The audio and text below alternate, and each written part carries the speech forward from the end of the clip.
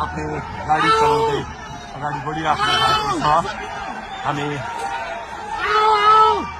दुर्गा प्रसादसँगै अगाडि बढिरहेका छौँ। यहाँ निकै ठुलो मात्रामा युवाहरूको उपस्थिति देख्न सकिन्छ। निकै ठुलो मात्रामा युवाहरूको उपस्थिति, प्रहरीको बार तोडेर दुर्गा प्रसाई आफै अगाडि बढ्दै हुनुहुन्छ।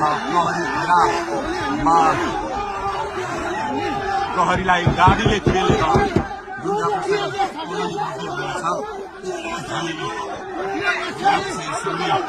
अगाडि बढ्दैछौँ।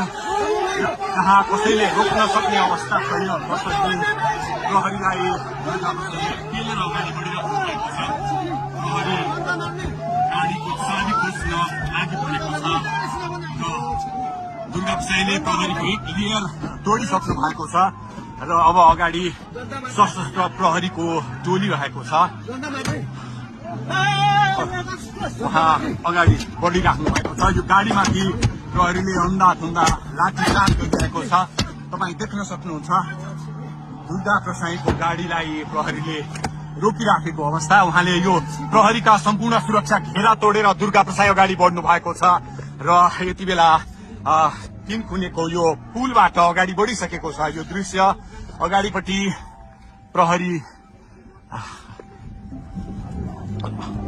प्रहरीका यी घेरा तोडेर दुर्गा प्रसाई अगाडि बढिराख्नु भएको छ। हामी दृश्य देख्न सक्छौँ।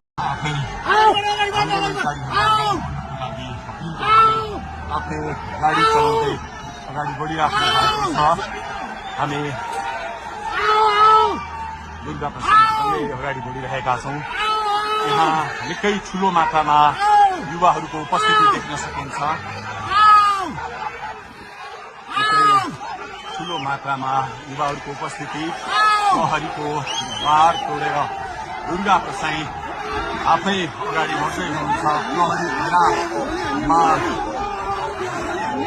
प्रहरीलाई गाडीले पेलेर दुर्गा प्रसाई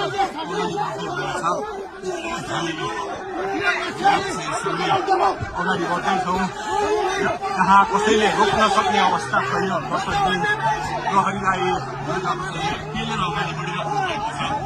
प्रहरी गाडीको चाबी खोज्न लागि परेको छ र दुर्गा प्रसाईले प्रहरीको क्लियर तोडिसक्नु भएको छ र अब अगाडि सशस्त्र प्रहरीको टोली रहेको छ। उहाँ अगाडि बढिराख्नु